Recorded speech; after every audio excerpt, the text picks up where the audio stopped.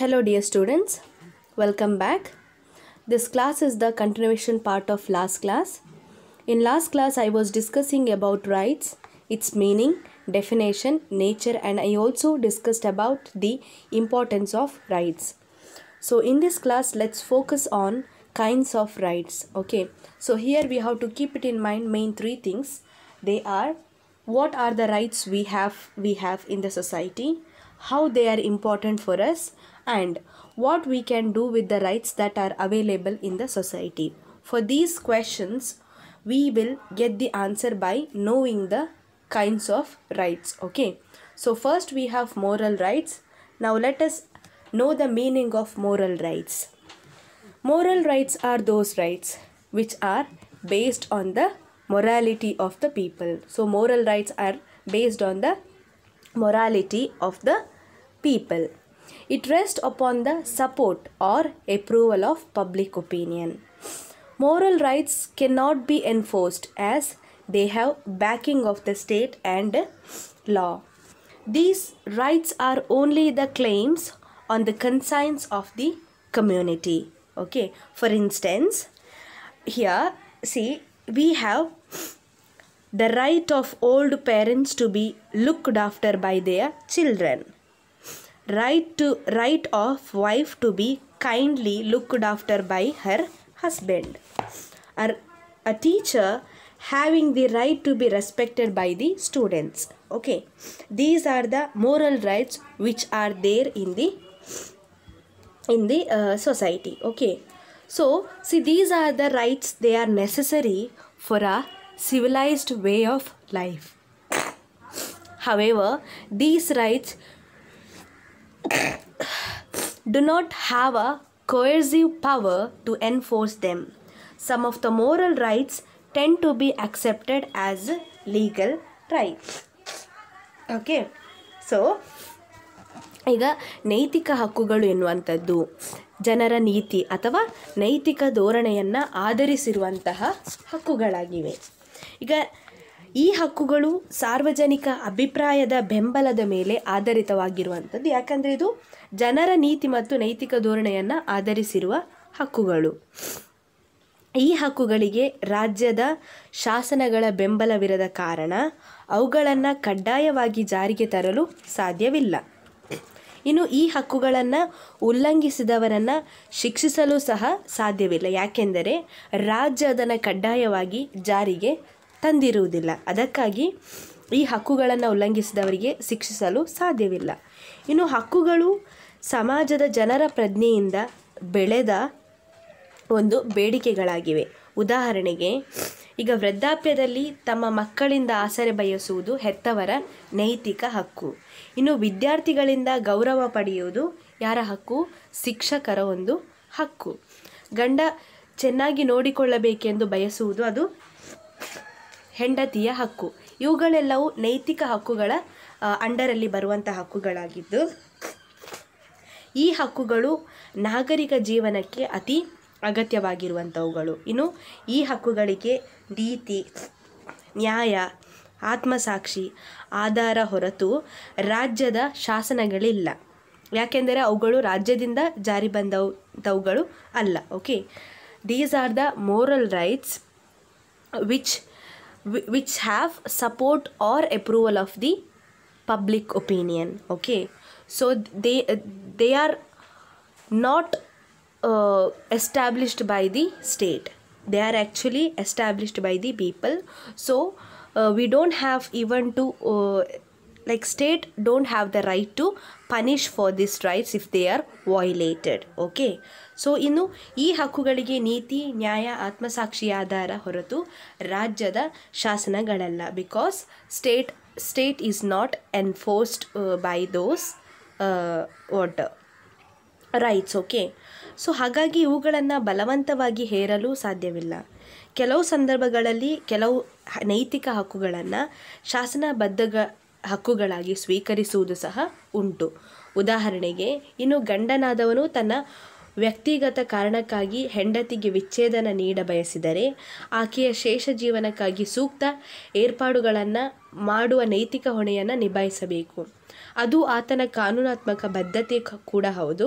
ಇನ್ನು ಗಂಡನಿಂದ ಅಂತಹ ಸಹಾಯ ಪಡೆಯುವುದು ಹೆಂಡತಿಯ ಶಾಸನಬದ್ಧ ಹಕ್ಕು ಕೂಡ ಆಗಿದೆ. ಸೊ ಓಕೆ, ಯಾವ ಸಂದರ್ಭದಲ್ಲಿ ನೈತಿಕ ಹಕ್ಕುಗಳನ್ನು ಜನರಿಗೆ ರಾಜ್ಯ ನೀಡಬಹುದು? ಅದು ಇಂಥ ಸಂದರ್ಭದಲ್ಲಿ ಯಾವಾಗಂದರೆ, ಈಗ ಗಂಡನಾದವನು ವೈಯಕ್ತಿಕ ಕಾರಣಕ್ಕಾಗಿ ಹೆಂಡತಿಗೆ ವಿಚ್ಛೇದನ ನೀಡ ಬಯಸಿದರೆ ಅಂಥ ಸಂದರ್ಭದಲ್ಲಿ ಅವಳ ಒಂದು ಜೀವನಕ್ಕೆ ಸೂಕ್ತ ಏರ್ಪಾಡುಗಳನ್ನು ಮಾಡುವ ನೈತಿಕ ಹೊಣೆಯನ್ನು ರಾಜ್ಯ ನಿಭಾಯಿಸಬೇಕು. ಅದು ಯಾವ ರೀತಿ ಅಂದರೆ, ಆತನ ಕಾನೂನಾತ್ಮಕ ಬದ್ಧತೆ ಕೂಡ ಆಗಿರುವುದು, ಜೊತೆಗೆ ಗಂಡನಿಂದ ಅಂತಹ ಸಹಾಯ ಪಡೆಯುವುದು ಹೆಂಡತಿಯ ಒಂದು ಶಾಸನಬದ್ಧ ಹಕ್ಕು ಕೂಡ ಹೌದು ಎನ್ನುವಂಥದ್ದು. Okay, so next we have legal rights.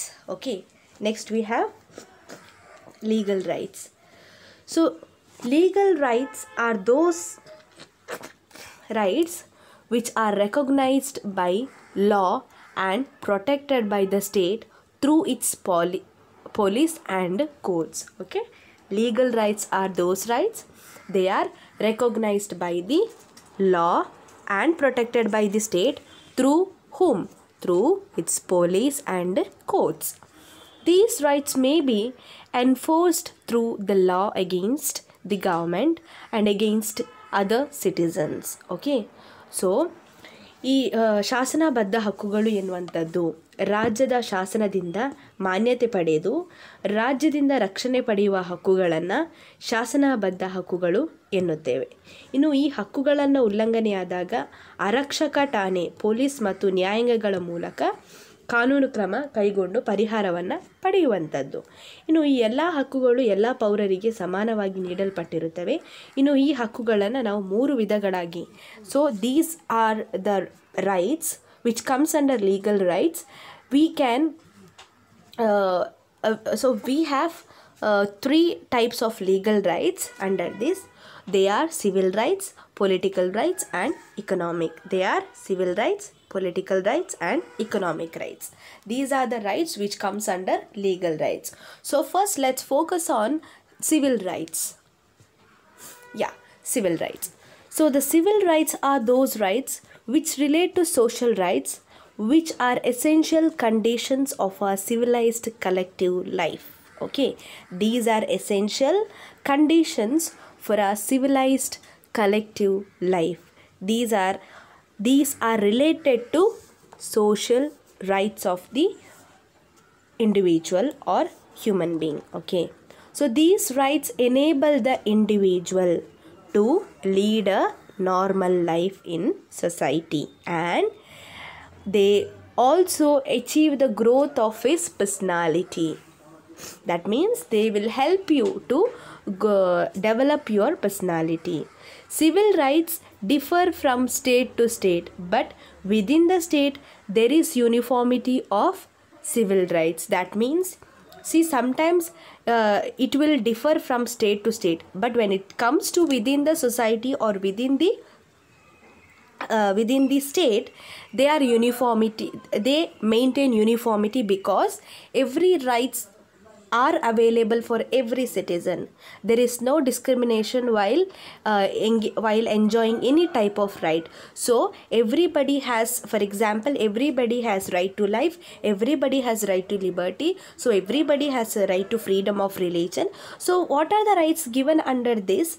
Those are the rights enjoyed by everybody. Okay, so that is why it is referred as uniformity of civil rights within the state. Okay, so some of the civil rights are converted into fundamental rights by the state, as you all know. So what are the rights comes under civil rights? Some of the rights will come under fundamental rights, which is available for every citizen. Okay, so ಈ ನಾಗರಿಕ ಹಕ್ಕುಗಳೆನ್ನುವಂಥದ್ದು ಸಾಮಾಜಿಕ ಹಕ್ಕುಗಳಿಗೆ ಸಂಬಂಧಪಟ್ಟಿರುವಂಥವುಗಳು. ಇನ್ನು ಅವುಗಳು ವ್ಯಕ್ತಿಗಳಿಗೆ ಸಮಾಜದಲ್ಲಿ ಉತ್ತಮ ನಾಗರಿಕ ಜೀವನವನ್ನು ನಡೆಸಲು ಸಹಕಾರಿಯಾಗಿವೆ ಮತ್ತು ವ್ಯಕ್ತಿತ್ವ ವಿಕಾಸಕ್ಕೆ ಅವುಗಳು ಪೂರಕವಾಗಿವೆ. ಈ ಹಕ್ಕುಗಳು ಇಲ್ಲವಾದರೆ ವ್ಯಕ್ತಿಗೆ ಸುಸಂಸ್ಕೃತ ನಾಗರಿಕ ಜೀವನ ನಡೆಸಲು ಸಾಧ್ಯವಿಲ್ಲ. ಈ ಹಕ್ಕುಗಳು ರಾಜ್ಯದಿಂದ ರಕ್ಷಿತಗೊಂಡಿರುವಂಥವುಗಳು. ಇನ್ನು ಈ ನಾಗರಿಕ ಹಕ್ಕುಗಳು ರಾಜ್ಯದಿಂದ ರಾಜ್ಯಕ್ಕೆ ಭಿನ್ನವಾಗಿರುತ್ತದೆ ಹೊರತು ಒಂದೇ ರಾಜ್ಯದೊಳಗೆ ಈ ನಾಗರಿಕ ಹಕ್ಕುಗಳು ರಾಜ್ಯದಿಂದ ರಾಜ್ಯಕ್ಕೆ ಭಿನ್ನವಾಗಿರುತ್ತವೆ. ಮತ್ತು ಆದರೆ ಒಂದೇ ರಾಜ್ಯದೊಳಗೆ ನಾಗರಿಕ ಹಕ್ಕುಗಳಲ್ಲಿ ಸಮಾನತೆ ಇರುವಂಥದ್ದು. ಯಾಕೆಂದರೆ ಅದು ಅಂತಹ ನಾಗರಿಕ ಹಕ್ಕುಗಳು ಪ್ರತಿಯೊಬ್ಬ ಮನುಷ್ಯರಿಗೂ ಒಂದೇ ರೀತಿಯಲ್ಲಿ ಸಮಾಜದಲ್ಲಿ ಇದ್ದು ಅವುಗಳನ್ನು ಒಂದೇ ರೀತಿಯಲ್ಲಿ ಎಲ್ಲರೂ ಅನುಭವಿಸೋ ಹಾಗೆ ಒಂದು ವ್ಯವಸ್ಥೆಯೂ ಸಹ ನಮ್ಮ ಸಮಾಜದಲ್ಲಿ ಅಥವಾ ರಾಜ್ಯದಲ್ಲಿ ಇದೆ. ಸೊ ಕೆಲವು ನಾಗರಿಕ ಹಕ್ಕುಗಳನ್ನು ಮೂಲಭೂತ ಹಕ್ಕುಗಳಾಗಿ ಪರಿವರ್ತಿಸಲಾಗಿದೆ. As you all know, when you study about constitution you will come to know that what are the fundamental rights are there which is enjoyed by the citizen. Okay, so ನಾವು we have many civil rights. So let us focus on those rights now. So we have first one, right to life. Okay, right to life. So right to life, this is the basic civil right. Okay, so which is protected by the which protects the life of a citizen. Right to life which protects life of a citizen. Without this right, all other rights are useless. So every individual has the right to protect himself from any kind of injury or use self defense if there is danger to his life. Okay, so right to life is also against suicide.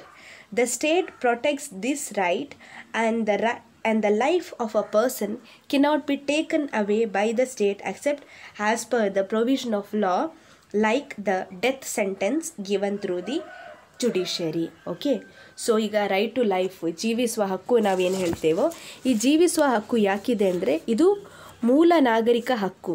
ಪ್ರಜೆಗಳ ಜೀವವನ್ನು ರಕ್ಷಿಸುವಂಥ ಒಂದು ಪ್ರಾಮುಖ್ಯವನ್ನು ಹೊಂದಿರುವಂತಹ ಒಂದು ಹಕ್ಕು. ಇನ್ನು ಈ ಹಕ್ಕಿನ ಹೊರತಾಗಿ ಉಳಿದೆಲ್ಲ ಹಕ್ಕುಗಳು ಸಹ ಇದ್ದರೂ ಅಪ್ರಯೋಜಕ.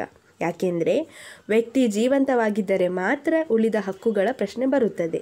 ಈಗ ಪ್ರತಿಯೊಬ್ಬ ವ್ಯಕ್ತಿಗೂ ತನ್ನನ್ನು ಜೀವ ಅಪಾಯದಿಂದ ರಕ್ಷಿಸಿಕೊಳ್ಳುವ ಹಕ್ಕಿದೆ. ಆತ್ಮರಕ್ಷಣೆ ಕೂಡ ಈ ಜೀವಿಸುವ ಹಕ್ಕಿನ ವ್ಯಾಪ್ತಿಯಲ್ಲಿ ಬರ್ತದೆ. ಇನ್ನು ಜೀವಿಸುವ ಹಕ್ಕು ಆತ್ಮಹತ್ಯೆಯ ವಿರುದ್ಧವಾಗಿದೆ. ಈ ಹಕ್ಕನ್ನು ರಾಜ್ಯವು ಸಂಪೂರ್ಣವಾಗಿ ರಕ್ಷಿಸುತ್ತದೆ. ಇನ್ನು ಮರಣದಂಡನೆ, ಶಿಕ್ಷೆಯಂತಹ ನ್ಯಾಯಾಂಗದ ಕೆಲವು ಕಾನೂನು ಕ್ರಮಗಳ ಹೊರತಾಗಿ ಬೇರೆ ಯಾವುದೇ ಸಂದರ್ಭದಲ್ಲಿ ವ್ಯಕ್ತಿ ತನ್ನ ಜೀವವನ್ನು ತೆಗೆದುಹಾಕುವ ಹಕ್ಕು ರಾಜ್ಯಕ್ಕೂ ಸಹ ಇಲ್ಲ. So next, right to liberty.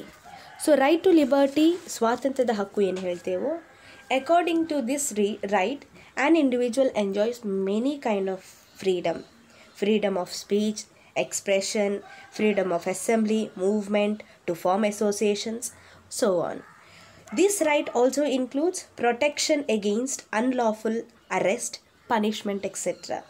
Right to liberty cannot be deprived by state like India except as per the principle of law.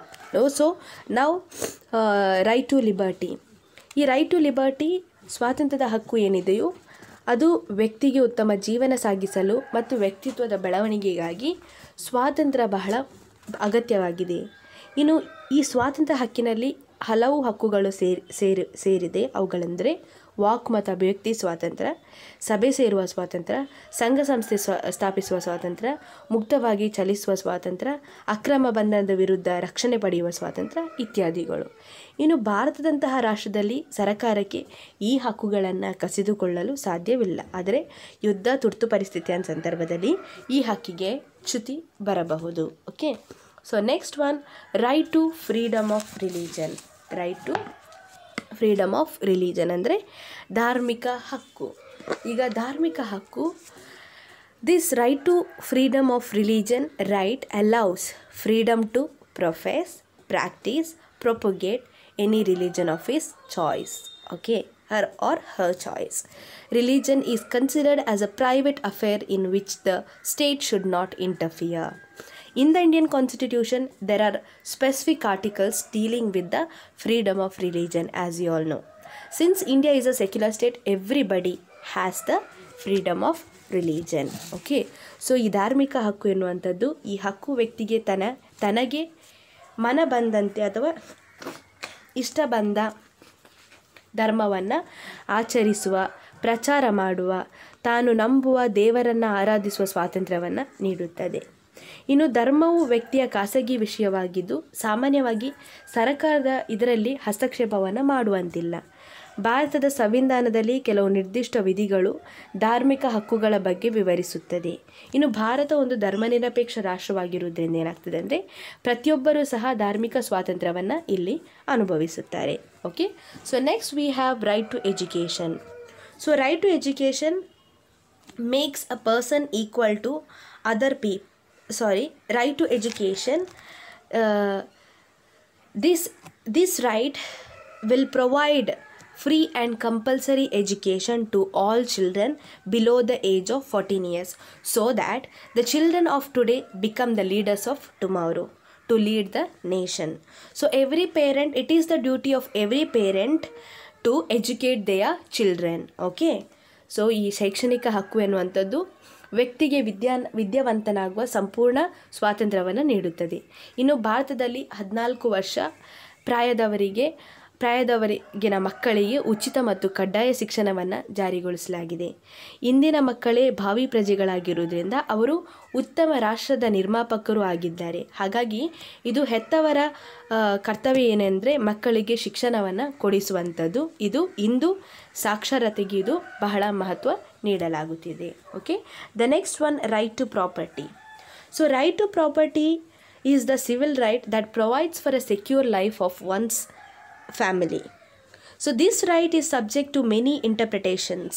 It is one of those rights which are valued in many liberal democracies. ಅಂದರೆ ಈ ಆಸ್ತಿಯ ಹಕ್ಕು ಏನು ಹೇಳುತ್ತೇವೋ ಈ ಆಸ್ತಿಯ ಹಕ್ಕು ಎನ್ನುವಂಥದ್ದು ಒಂದು ಕುಟುಂಬಕ್ಕೆ ಆರ್ಥಿಕ ರಕ್ಷಣೆಯನ್ನು ನೀಡುವಂಥದ್ದು.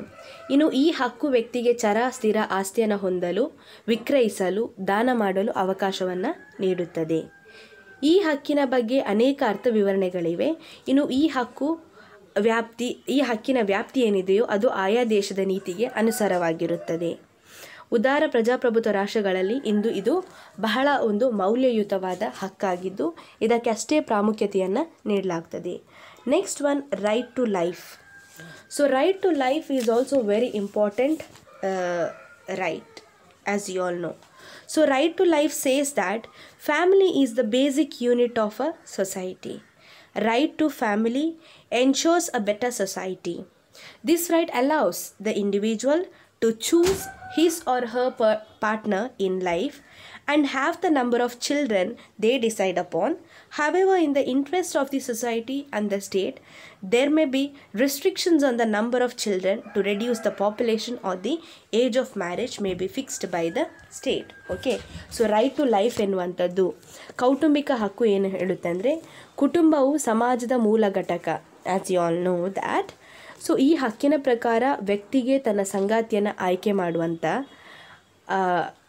ಹಕ್ಕು, ಜೊತೆಗೆ ವಿವಾಹವಾಗುವುದು, ಮಕ್ಕಳನ್ನು ಪಡೆಯುವ, ಕುಟುಂಬ ಜೀವನವನ್ನು ನಡೆಸುವ ಸಂಪೂರ್ಣ ಸ್ವಾತಂತ್ರ್ಯ ಇರುವಂಥದ್ದು.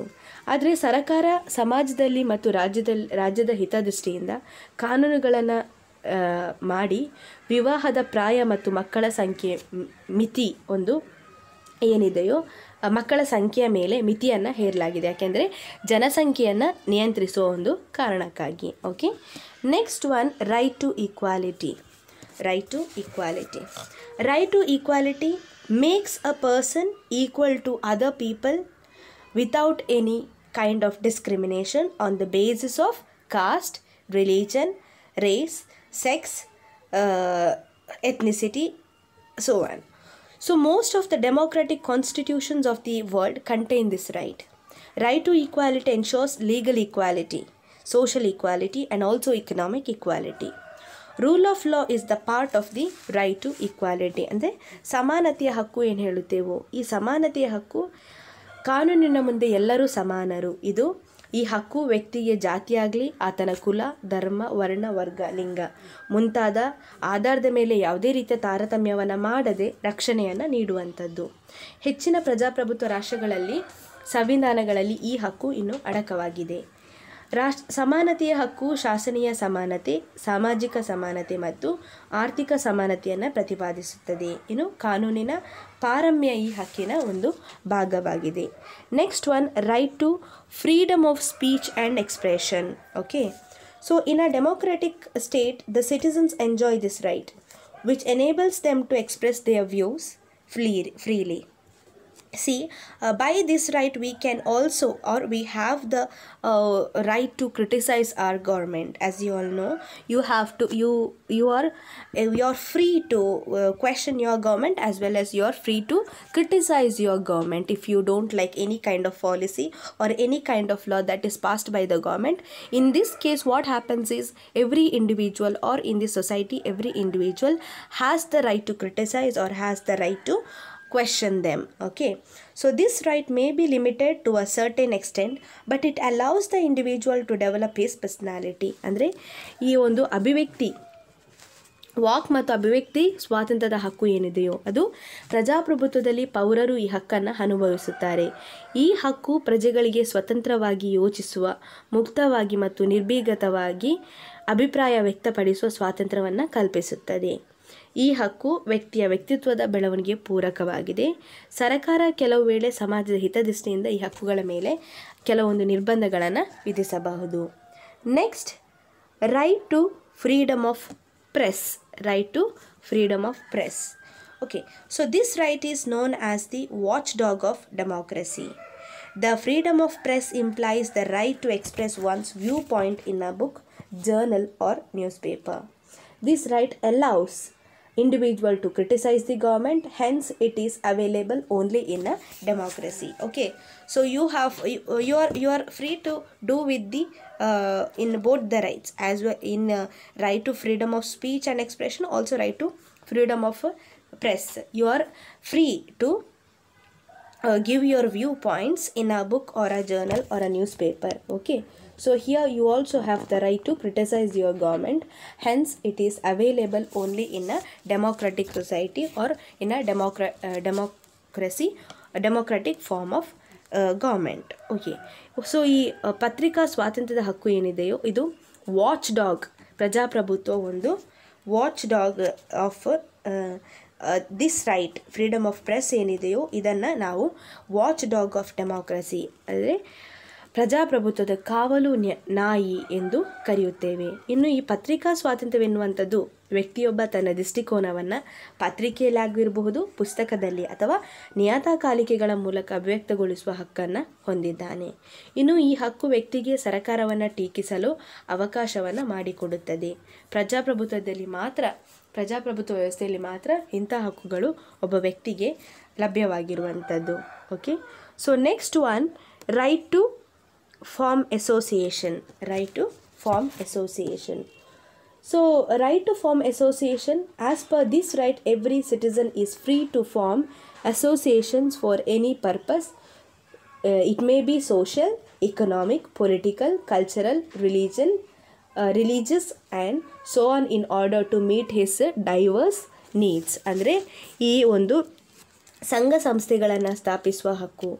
ಈ ಹಕ್ಕಿನಂತೆ ವ್ಯಕ್ತಿ ಸಾಮಾಜಿಕ, ಆರ್ಥಿಕ, ರಾಜಕೀಯ, ಸಾಂಸ್ಕೃತಿಕ ಮತ್ತು ಧಾರ್ಮಿಕ ಮುಂತಾದ ಯಾವುದೇ ಉದ್ದೇಶಗಳ ಈಡೇರಿಕೆಗಾಗಿ ಸಂಘ ಸಂಸ್ಥೆಗಳನ್ನು ಸ್ಥಾಪಿಸಿಕೊಂಡು ಹೋಗಬಹುದಾಗಿದೆ. ಈ ಹಕ್ಕುಗಳು ರಾಜಕೀಯ ಪಕ್ಷಗಳ ರಚನೆಗೂ ಅವಕಾಶವನ್ನು ನೀಡುತ್ತದೆ. ಪ್ರಜಾಪ್ರಭುತ್ವದಲ್ಲಿ ಈ ಹಕ್ಕು ತುಂಬ ಮಹತ್ವವನ್ನು ಪಡೆದಿದೆ. Next, right to free movement. Right to free movement. This right is a part of right to liberty, indicating the freedom to move throughout the country without restrictions of any kind. So such free movement may be restricted in public interest. Okay, so ಇದು ಈ ಒಂದು ಮುಕ್ತವಾಗಿ ಚಲಿಸುವಂಥ ಹಕ್ಕು ಏನಿದೆಯೋ ಇದು ಸ್ವಾತಂತ್ರ್ಯದ ಹಕ್ಕಿನ ಒಂದು ಭಾಗವಾಗಿದ್ದು ವ್ಯಕ್ತಿಗೆ ರಾಷ್ಟ್ರದಾದ್ಯಂತ ಯಾವುದೇ ನಿರ್ಬಂಧವಿಲ್ಲದೆ ಸ್ವತಂತ್ರವಾಗಿ ಚಲಿಸುವ, ನೆಲೆ ನಿಲ್ಲುವ ಅವಕಾಶವನ್ನು ಕಲ್ಪಿಸುತ್ತದೆ. ಇನ್ನು ಸಾರ್ವಜನಿಕ ಹಿತದೃಷ್ಟಿಯಿಂದ ಕೆಲವೊಮ್ಮೆ ಈ ಹಕ್ಕಿನ ಮೇಲೆ ನಿರ್ಬಂಧವನ್ನು ವಿಧಿಸಬಹುದು. Okay, so next let us move on to understand the political rights. So political rights, these rights indicate a man's participation in public matters. So these rights indicate a man's participation in public matters. Political rights include the right to vote so that they may choose their leaders. These rights enable the people to check the arbitrary use of authority and encroachment upon their rights.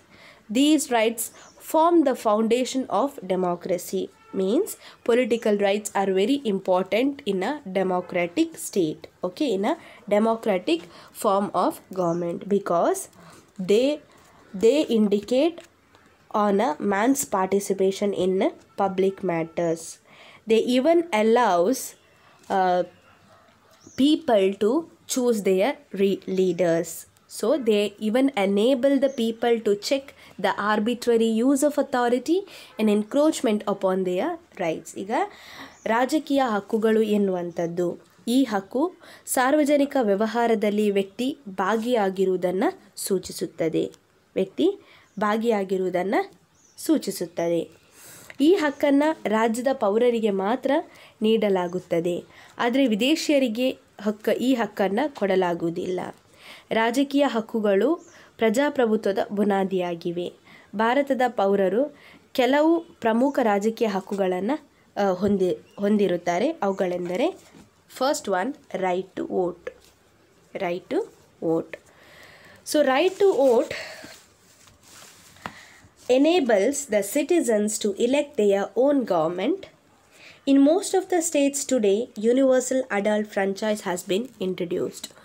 So ಮತದಾನದ ಹಕ್ಕು ಏನು ಹೇಳುತ್ತೇವೋ, ಈ ಹಕ್ಕುಗಳು ವ್ಯಕ್ತಿಗೆ ಚುನಾವಣೆಯಲ್ಲಿ ಭಾಗವಹಿಸಿ ತನಗೆ ಇಷ್ಟ ಬಂದ ಸರ್ಕಾರವನ್ನು ಅಧಿಕಾರಕ್ಕೆ ತರಲು ಅನುವನ್ನು ಮಾಡಿಕೊಡುತ್ತದೆ.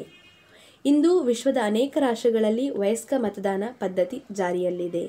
ಇಂದು ಮತದಾನದಲ್ಲಿ ಭಾಗವಹಿಸುವುದು ಪೌರನ ಹಕ್ಕು ಮಾತ್ರವಲ್ಲದೆ ಕರ್ತವ್ಯವೂ ಸಹ ಆಗಿದೆ. Okay, so next, right to contest elections. This right is closely connected to the right to vote and is available only in a democracy.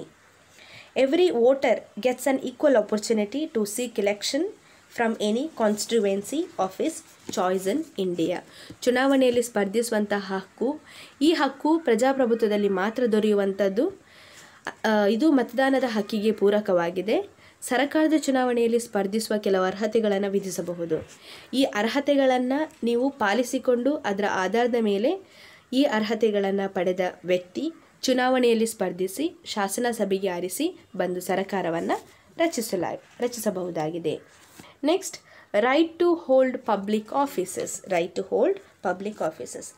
As per this right, every citizen has equal right to get appointment to any public office, including the highest public office, that is the President of India. ಅಂದರೆ ಸಾರ್ವಜನಿಕ ಹುದ್ದೆಯನ್ನು ಹೊಂದುವ ಹಕ್ಕು, ಇಂದು ಸಾರ್ವಜನಿಕ ಸೇವೆಗೆ ಸೇರುವ ಹಕ್ಕು ಎಲ್ಲ ನಾಗರಿಕರಿಗೆ ಸಮಾನವಾಗಿ ಇದೆ.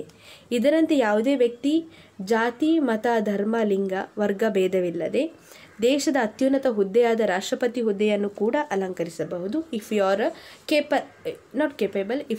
you have the such qualifications which is needed for the post of president, then you are free to contest elections for this vote, or you are free to hold office. okay, so ಆದರೆ ಸರ್ಕಾರದ ಈ ಕುರಿತು ಕೆಲ ಅರ್ಹತೆಗಳನ್ನು ವಿಧಿಸಬಹುದು. that's what I said now. so the next one is right to petition. So right to petition, this right enables a citizen to send grievances or petitions to the government or the legislature.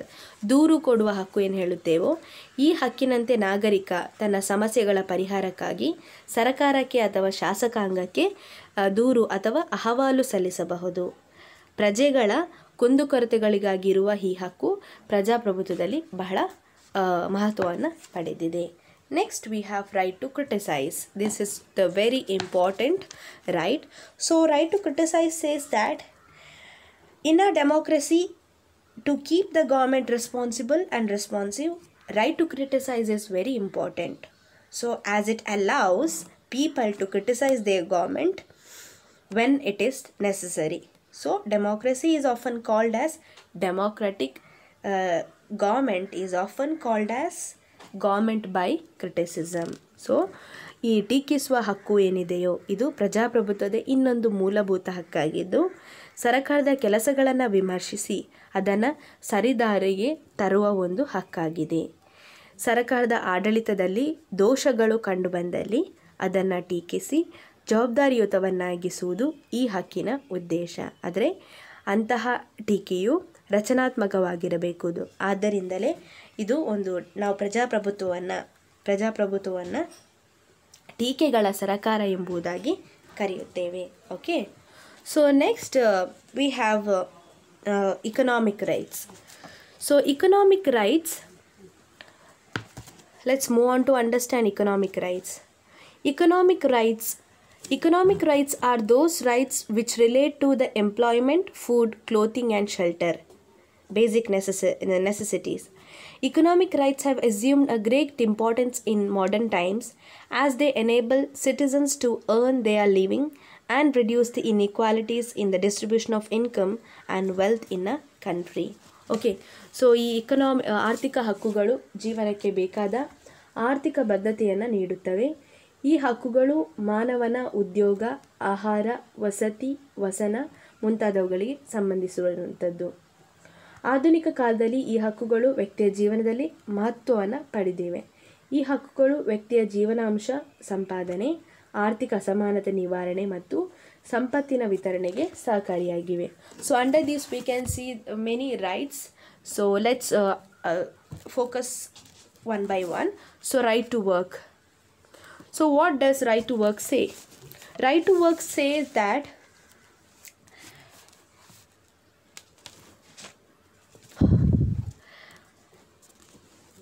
this right requires the state to provide suitable work to every able-bodied citizen. It implies that if he is not provided with work, unemployment benefit must be given.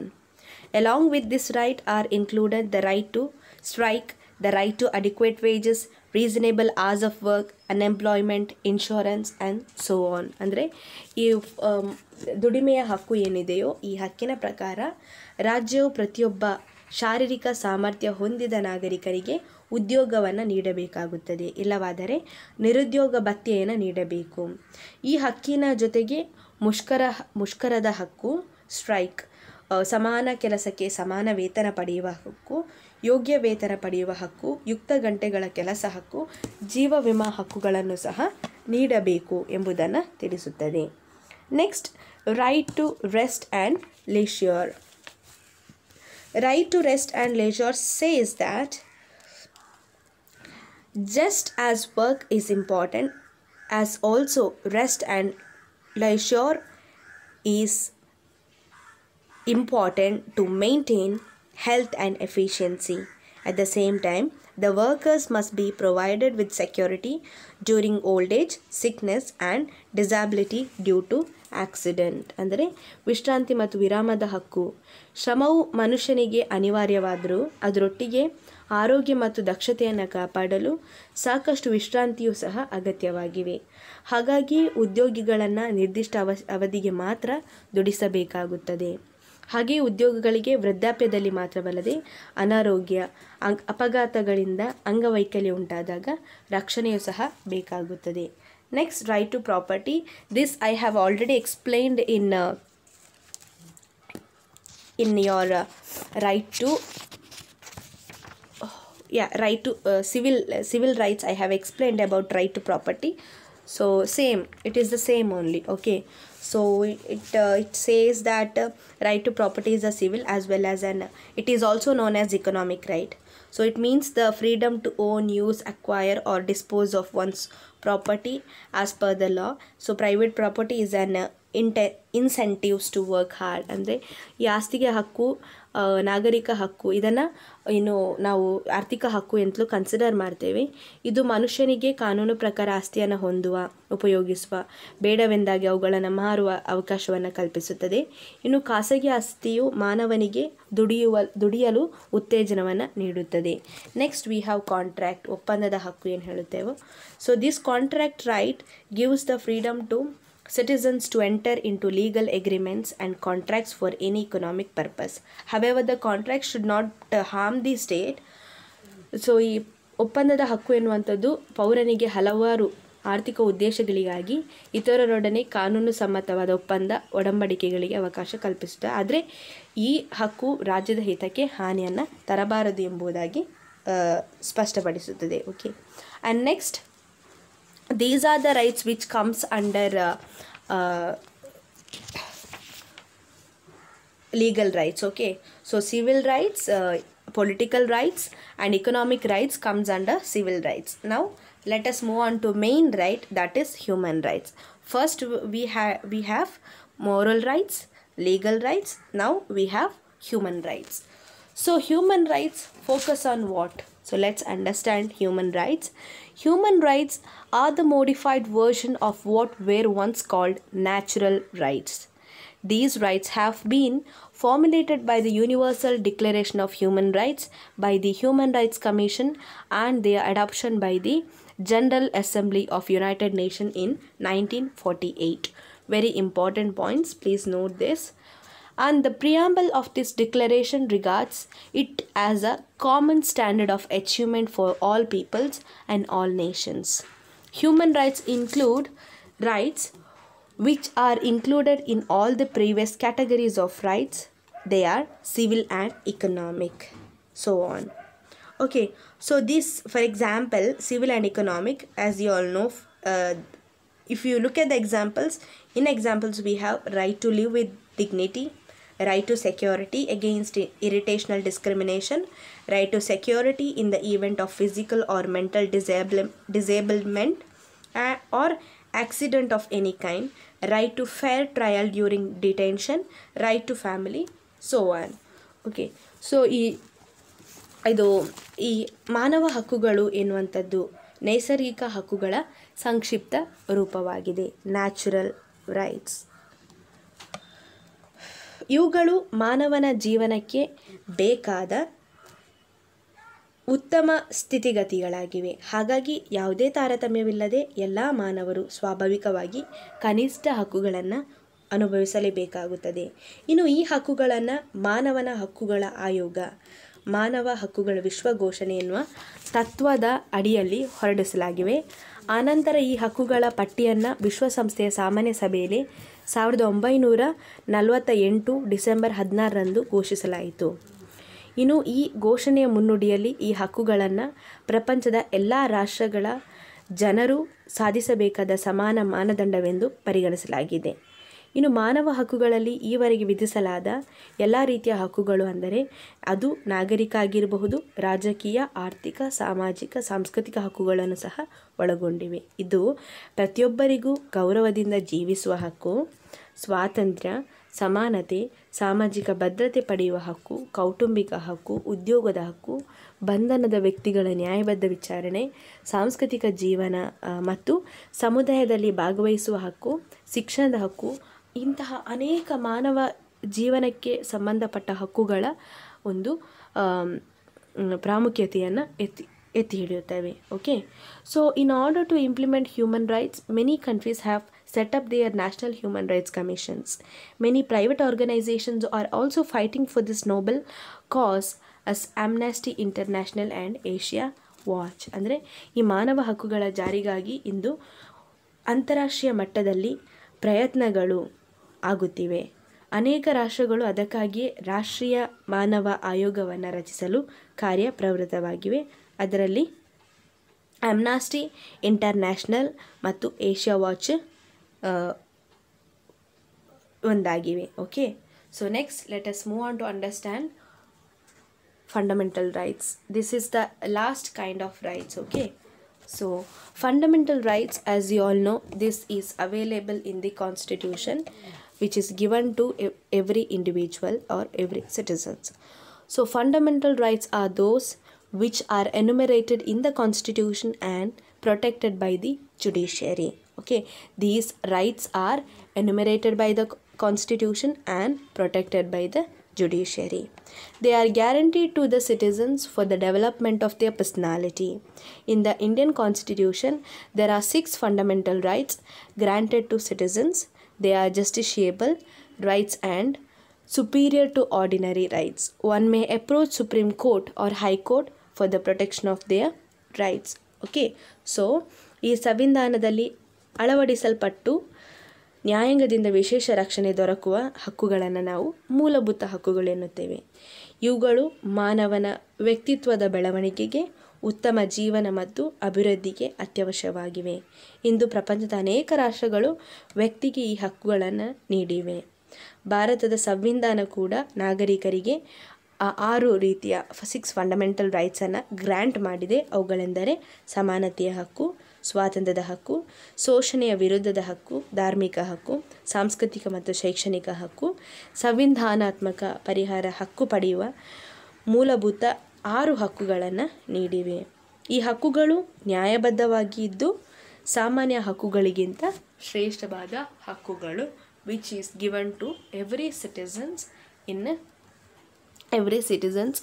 equally. So these are the rights enjoyed by the citizen of India. Okay, so these are the kinds of rights. I hope you all understood this chapter very well. So in next class, let's move on to the next topic, that is law. Okay, so that's all for today. Thank you dear students for listening.